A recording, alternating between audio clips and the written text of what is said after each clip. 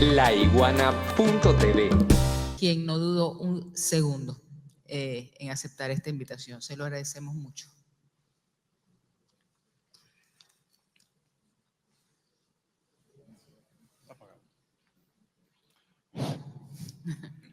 Bueno, pues estoy muy contento de estar con ustedes y que luchemos juntos en contra de este ataque en contra de la humanidad que Estados Unidos está implementando, no solo desde la llegada de Trump a esta segunda administración, sino desde muchas décadas antes. Bueno, hablaré de la estrategia y la táctica de la lucha por la soberanía nacional, así como de su raíz y su cúspide, pero iniciaré explorando la coyuntura histórica actual, la lucha por la soberanía de todos los pueblos de la tierra en ocasión del hundimiento de la hegemonía mundial de Estados Unidos.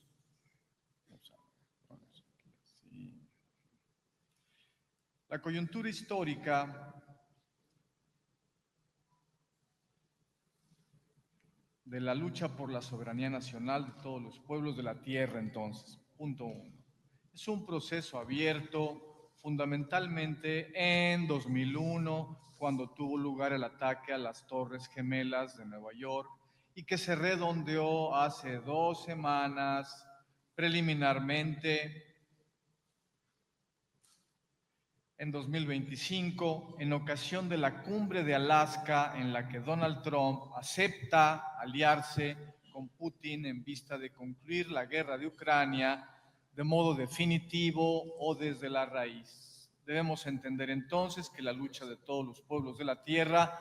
por su soberanía nacional emerge en ocasión de que está teniendo lugar el hundimiento de la hegemonía mundial de Estados Unidos, y precisamente en respuesta a este hundimiento, el cual fue el hecho dominante del que dependió la contestación soberanista, pero que conforme este hundimiento se hizo más severo, pasó a ser dominante la lucha por la soberanía nacional de todos los pueblos de la tierra, o en otros términos, el de todos los pueblos de la tierra es un fenómeno histórico universal más significativo de nuestra época. De tal manera que si el siglo XX fue el siglo de la hegemonía mundial de Estados Unidos, según lo conceptualicé en 2003,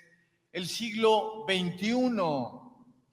después de algunos escarceos y ambigüedades, ha terminado por definirse a partir de 2008 como el siglo de la lucha por la soberanía nacional de todos los pueblos de la tierra. Y hoy esta significación trascendental se toca casi con los dedos. Por eso es de suma importancia entender los límites superior e inferior de dicha coyuntura histórica, en fin, de la lucha por la soberanía. El alfa en la lucha por la soberanía nacional, o su raíz, es precisamente la lucha por la identidad nacional, mientras que el omega, culminación o cúspide de la lucha por la soberanía nacional, es nada menos que la lucha por la soberanía respecto de la fuerza productiva técnica, estratégica de nuestra era, la IA. Entre estos extremos, entre este alfa y este omega, tenemos diversas luchas por la soberanía particulares, desde la alimentaria y la de gobierno y legislación, o la soberanía del espacio radiofónico y la del aire, mar y tierra, ni qué decir de la soberanía cultural y civilizatoria, así como la del petróleo, del litio, etc. Visto someramente este tema, cabe establecer,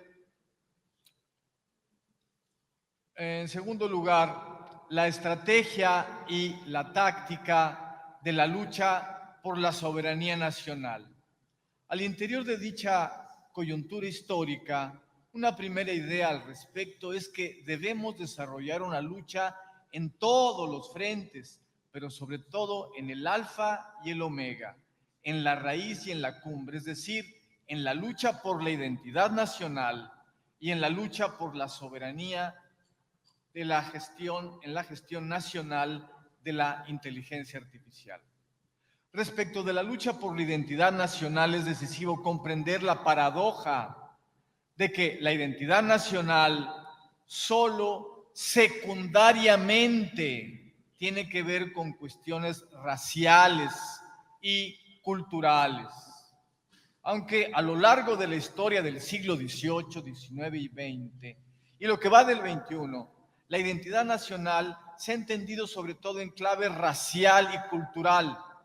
Pero es que precisamente esta es la doble perspectiva del amo.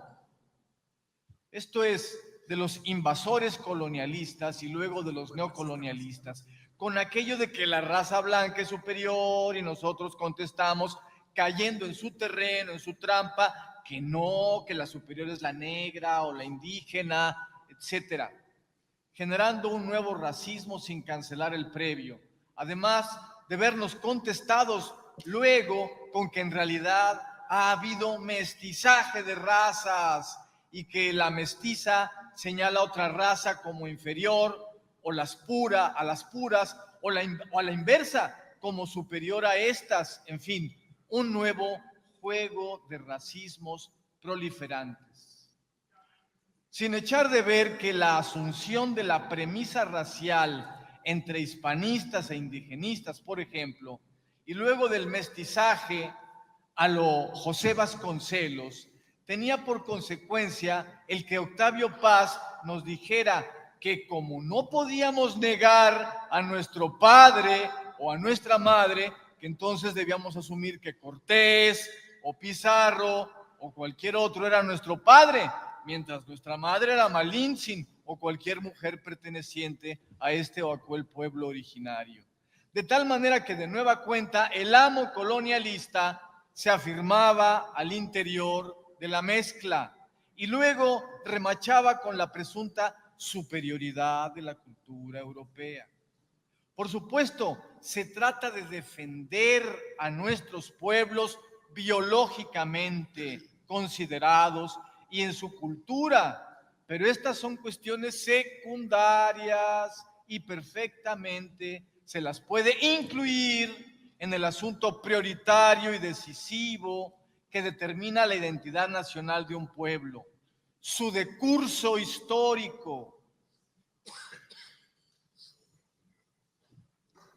En efecto, la identidad nacional es fundamentalmente una cuestión histórica y política. Se trata de las decisiones originales de un pueblo por sacudirse las cadenas que impusiera el invasor. Un acto político y ético desarrollado en el curso de la historia, no una vez, sino repetidamente, convocando a todas las razas y pueblos sometidos por el invasor e incluso a los criollos aliados con esta raza y pueblos en vista de sacudirse todas las cadenas de la corona española. Por ejemplo, tal y como desde 1808 a 1825 tuvo lugar en toda América. Tales son las reglas estructurales del modo de lucha o de estrategia de la lucha por la identidad nacional en ruptura con la problemática del amo racialista y culturalista, tendiente a escindir a los pueblos que se han aliado y se han mestizado en el curso de su lucha en contra de los invasores en torno a la finalidad política de liberarse. Y es esta práctica reiterada, esta ética, esta actitud y esta idea política la que ha formado su identidad nacional secularmente, teniendo como materia prima una cultura y unas sangres que se fueron complejizando en el curso de los siglos.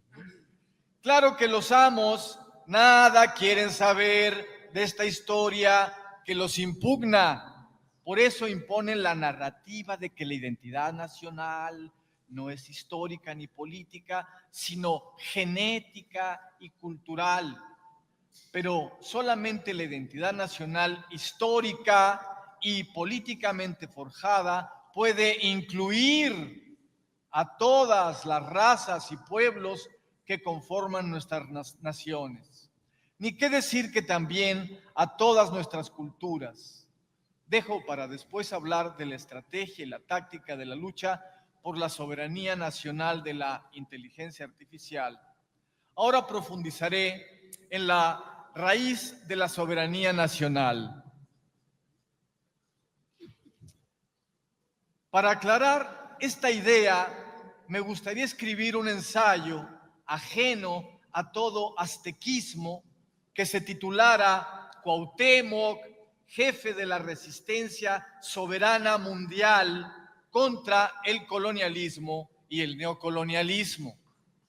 Por supuesto, Cuauhtémoc, nacido chontal y mexica o azteca, es un héroe nacional mexicano,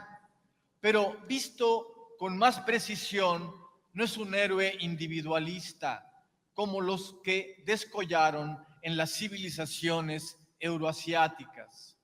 Es dicho con toda propiedad un héroe civilizatorio comunitario, porque es comunitario no solo por la cultura comunitaria mexica en la que nació, sino porque perteneció a la singularísima civilización comunitaria de Anáhuac, sorprendentemente compartida en cuanto a matemática, astronomía y calendario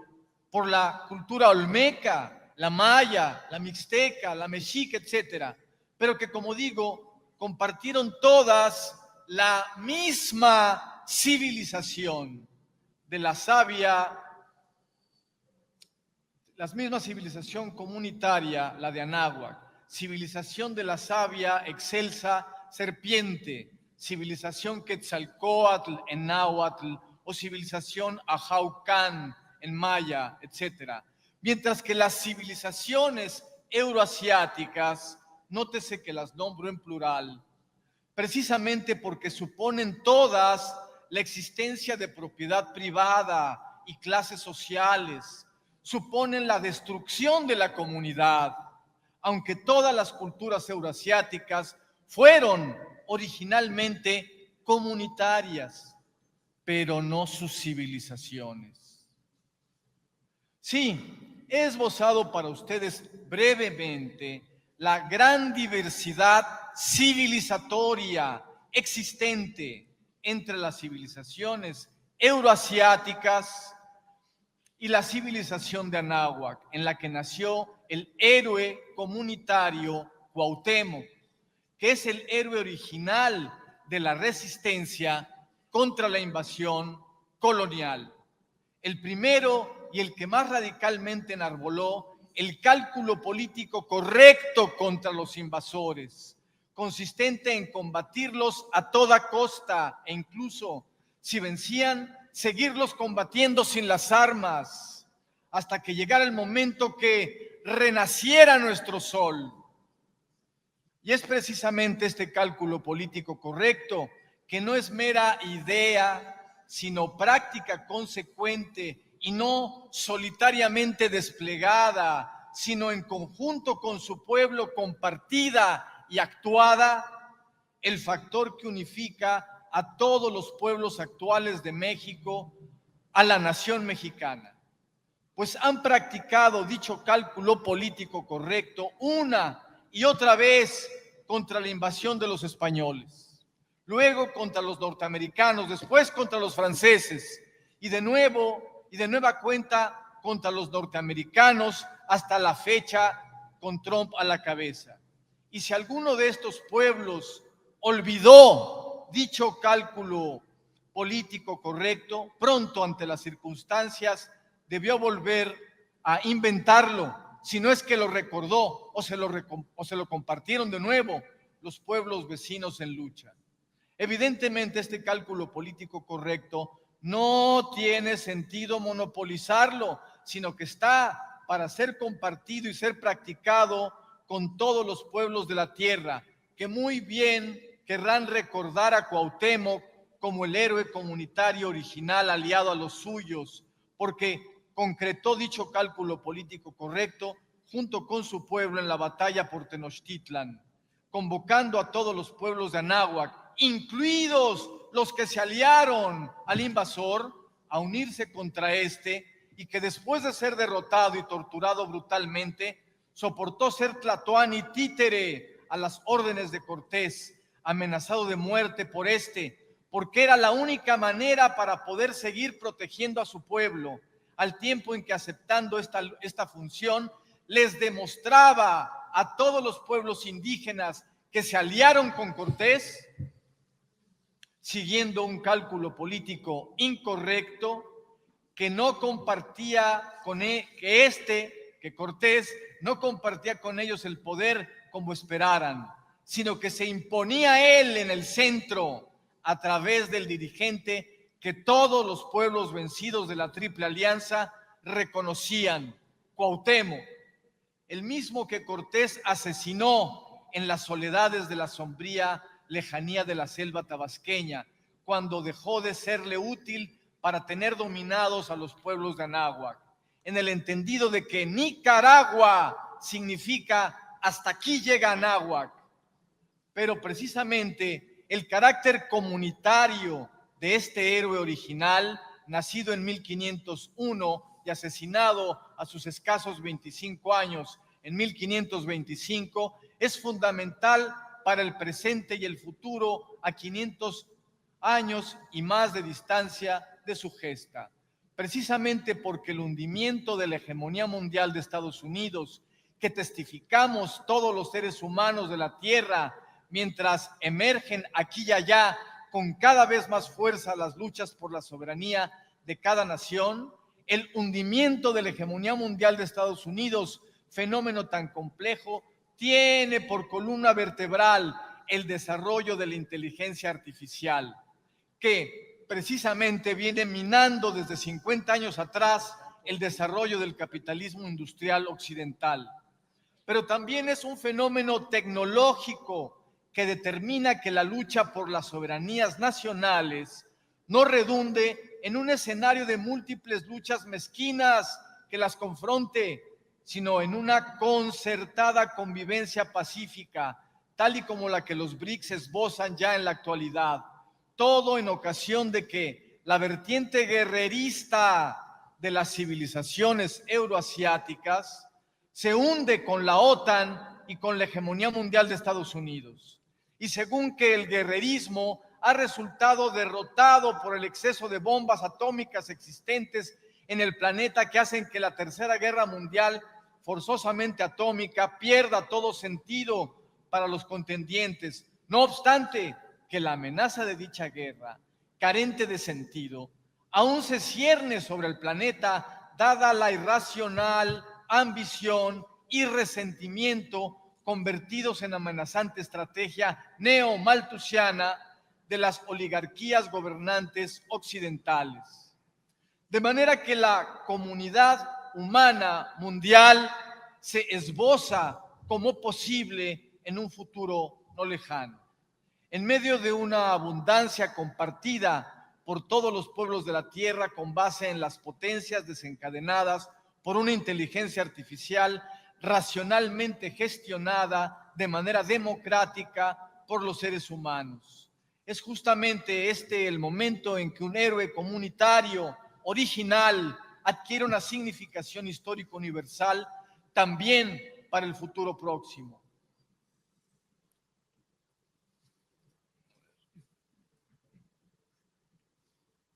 Karl Marx, inteligencia artificial y civilización comunitaria. Ya se cayeron. Cuando las cosas Demasiado pesado. Las estadísticas mundiales indican que el modo de producción capitalista ha podido desarrollar dos vías distintas. Ha podido desarrollar por dos vías distintas la inteligencia artificial y el capitalismo industrial. La del capitalismo occidental, especialmente el de Estados Unidos, muestran una relación inversa entre el desarrollo de la IA y el capitalismo industrial. Conforme más se enriquecen los empresarios de inteligencia artificial, más decrecen los capitalistas industriales, generándose un círculo vicioso en medio del que los empresarios de inteligencia artificial esquilman a toda la sociedad, pero sobre todo a dichos capitalistas. Mientras que las estadísticas del capitalismo chino muestran que se desarrolla en relación directa con el desarrollo de la inteligencia artificial china. Conforme esta más se desarrolla, más crece el capitalismo industrial chino y viceversa, estableciéndose un círculo virtuoso entre ambos, debido a que el Estado contrarresta la esquilma operada por los empresarios de inteligencia artificial, mientras en Occidente estos logran imponer un precio de monopolio desvergonzado ante la autodestrucción de la vertiente guerrerista de las civilizaciones euroasiáticas, la capitalista occidental, causada en su último tramo debido a que persiste en seguir la vía catastrófica de desarrollo de la inteligencia artificial en relación al desarrollo capitalista industrial. Todos los pueblos de la tierra deben poder ejercer su soberanía sobre el modo de gestión de la inteligencia artificial. ¿A quién se la compran y a quién la venden? ¿Cómo la producen? Y si eligen la vía probadamente catastrófica de círculo vicioso monopolístico basado en la teoría neoclásica y neoliberal, reacia a reconocer los límites del valor, o eligen la de círculo virtuoso regida por la ley del valor-trabajo ricardiana y marxiana. El ejercicio de esta soberanía científico-tecnológica, productiva y comercial de la inteligencia artificial será una de las notas distintivas de la era del mundo capitalista multipolar en cuya aurora nos encontramos, y en el que el desarrollo creciente de la IA, acompasada con el del capitalismo industrial, posibilitará seguramente una transición pacífica desde este modo de producción a la sociedad socialista. Un héroe de una civilización comunitaria como es Cuauhtémoc es el mensajero de la prueba y de la certeza de que no solo existieron culturas comunitarias en todo el planeta, pero que forzosamente toda civilización es clasista y de apropiación privada de la riqueza, sino que hubo una gran civilización comunitaria, la de Anáhuac, que fue destruida por la vertiente guerrerista europea de las civilizaciones eurasiáticas, pero hoy lucha por la soberanía de todos los pueblos de la tierra, la lucha por la soberanía de todos los pueblos de la tierra anuncia la próxima aurora de una civilización comunitaria superior, compartida por todos los pueblos del orbe. Bien, y frente a estas buenas noticias, para describir a Marco Rubio, a Trump, a Starmer, a Ursula von der Leyen, etcétera. Bueno, pues aquí está toda la obra de Sade puesta sobre sus pies, porque nos ha presentado justamente de cuerpo entero a los monstruos sádicos de sus, pues no telenovelas, sino novelas.